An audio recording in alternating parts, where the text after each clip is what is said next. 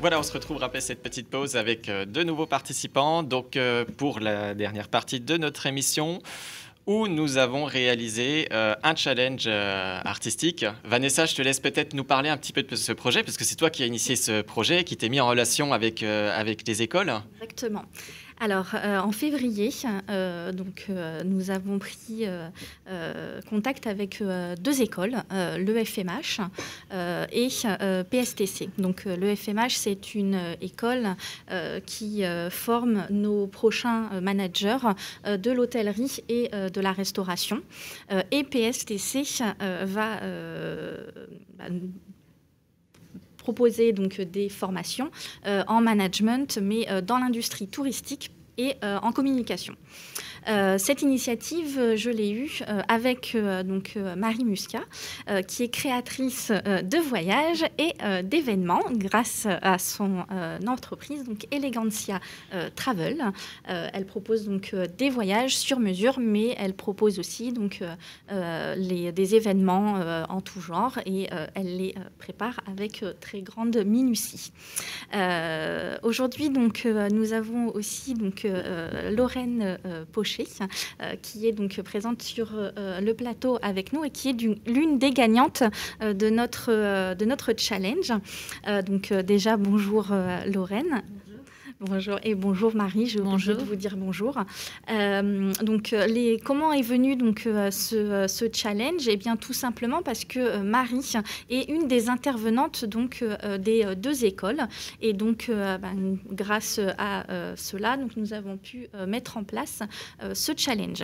Donc quel était le but? C'était donc de proposer aux étudiants, excusez-moi, de leur donner la possibilité de vivre un petit peu donc, ce contexte un peu particulier qui est la Covid actuelle et puis tous les petites problématiques que l'on peut avoir et donc de leur proposer de créer un projet qui mêlerait l'art et l'hôtellerie et la restauration, mais aussi donc d'autres lieux, parce qu'on a pu voir que dans les projets, qu'il y avait aussi d'autres lieux que l'hôtellerie et la restauration qui pouvaient donc permettre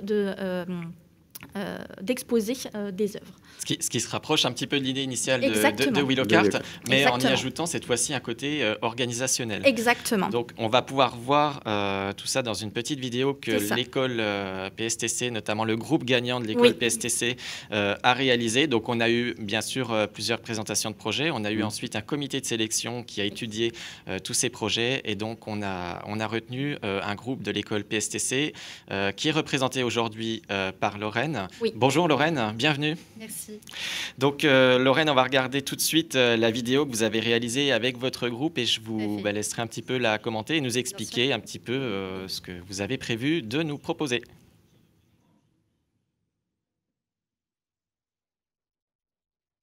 La vidéo qui va arriver. Elle arrive. Voilà. La voici, elle est là.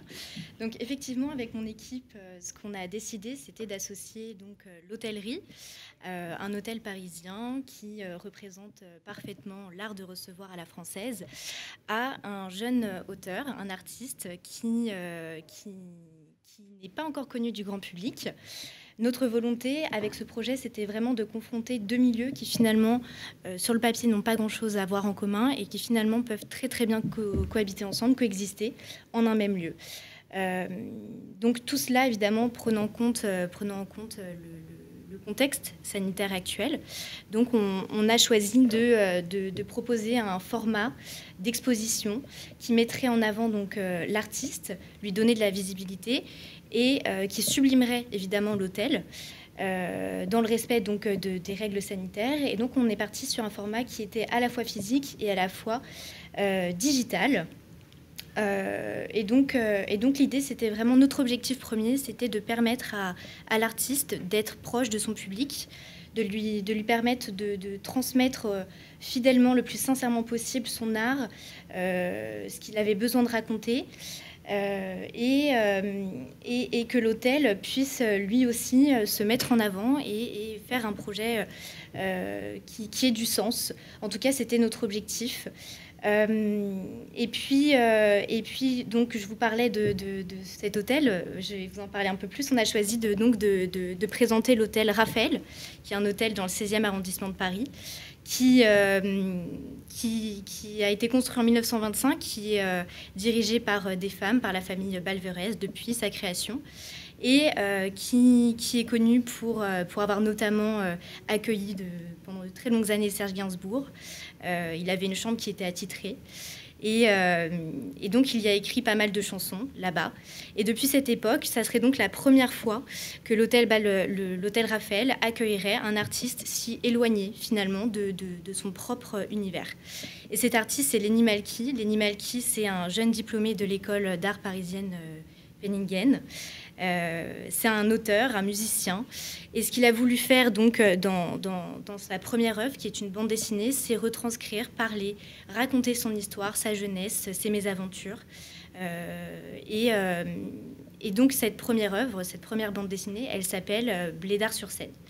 Cette première œuvre lui a permis donc d'être repéré par la suite par un youtubeur comédien qui s'appelle John Rachid, qui interpellé par son œuvre, lui a à son tour demandé de raconter sa jeunesse, qui est son histoire, mais finalement proche aussi du milieu duquel il est issu. Et donc là, ils en sont au 4e tome d'écriture. Le 4e tome est en cours d'écriture et ça s'appelle Comme on peut.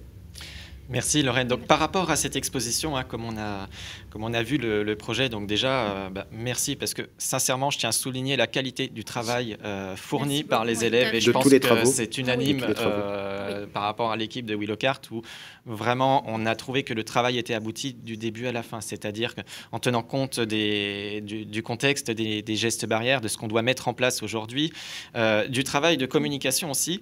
Et donc on parle d'une organisation, mais on parle aussi de digitalisation dans votre projet.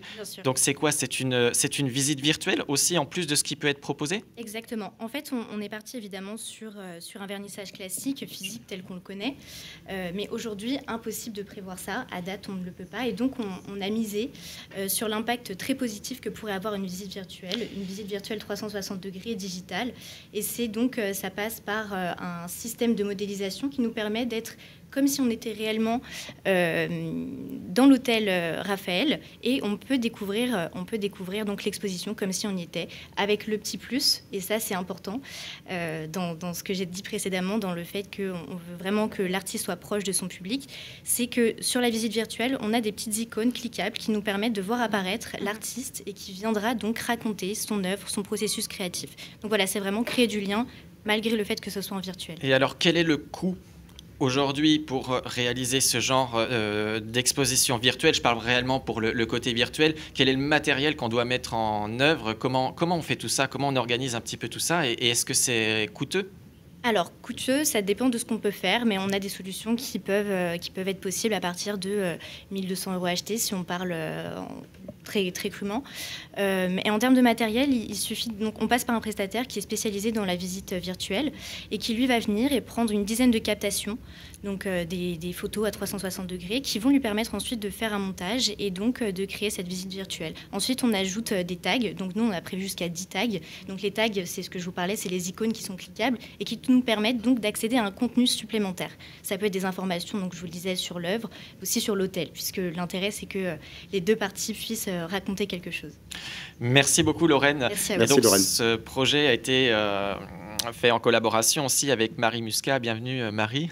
Bonjour. Donc Marie, vous êtes intervenante et vous enseignez dans ces écoles, mais vous êtes aussi, vous représentez donc la société Elegantia Travel, dont on a des petits magazines et dont on mettra en avant des visuels sur Willowcart. Bienvenue. Donc Marie, vous avez participé à ce projet avec les élèves? Complètement. Tout d'abord, effectivement, je suis la fondatrice et créatrice de Elegantia Travel Events. Et suite à cette période Covid, il faut se réinventer également dans ma profession. Et je suis donc enseignante, effectivement, en tant que consultante auprès de l'école EFMH et notamment PSTC. Et je tenais à soutenir mes super élèves, l'école PSTC et EFMH, PSTC qui s'est bien différencié. Et effectivement, le projet de Lorraine et toute son équipe est un projet qui est complètement réalisable. Donc l'idée, si vous voulez, dans l'enseignement, c'est d'apprendre aux élèves des cours assez techniques, mais de la théorie, mais également de la pratique. Donc, lorsqu'on s'est mis en contact avec vous, Willowcart, à travers John Valentin, vous-même Valentin et Vanessa, l'idée était de faire travailler mes élèves en Master 2 sur des projets réellement concrets, et notamment la mise en place de l'association, la passerelle entre le domaine de l'hôtellerie et la restauration et le domaine de l'art, chose que je mets déjà en avant au niveau de mes événements, au niveau de Elegantia Travel Events. Et je tenais aussi à remercier l'ensemble des élèves, puisque c'est quand même une classe où vous avez à peu près 25 élèves. Ils ont tous et toutes énormément travaillé sur ces projets. Tous les projets me semblent réalisables. Mais bien évidemment, le projet de l'équipe de Lorraine est quelque chose d'assez exceptionnel, puisque rapprocher l'hôtel Raphaël et également, si vous voulez, un artiste, je trouve ça assez intéressant et innovant et créatif. Et effectivement, on en discutait même avant, vous voyez, de venir à l'émission. Il est important dans le monde d'aujourd'hui de pouvoir faire à la fois des événements en présentiel, mais de conserver les événements également à distance. Ouais. Et donc, petite précision par rapport au groupe qui a accompagné Lorraine. Donc, on diffusera un reportage en dehors de l'émission parce qu'avec les contraintes du contexte actuel, on n'a pas pu accueillir tout le groupe. Donc, c'est Lorraine aujourd'hui qui représente l'ensemble du groupe. Mais par contre, on diffusera un reportage spécifique afin de remercier vraiment tout le monde et de présenter toutes les personnes qui ont pris part à ce projet. Mais peut-être que Lorraine peut juste dire les prénoms de ses camarades. Et je remercie évidemment mes camarades. Donc, on a Agnès Joigny, on a Morgane Page, on a Juliette Glou et Clément Lawrence. Merci. Une super équipe. Merci beaucoup. En tout cas, merci d'être venu, d'avoir fait ce projet. Vraiment, moi, je vous félicite et au nom de toute l'équipe Willowcart, je vous félicite pour ce que vous avez fait parce que vraiment, c'était superbe. Et je pense même qu'on fera un article pour présenter le projet en lui-même.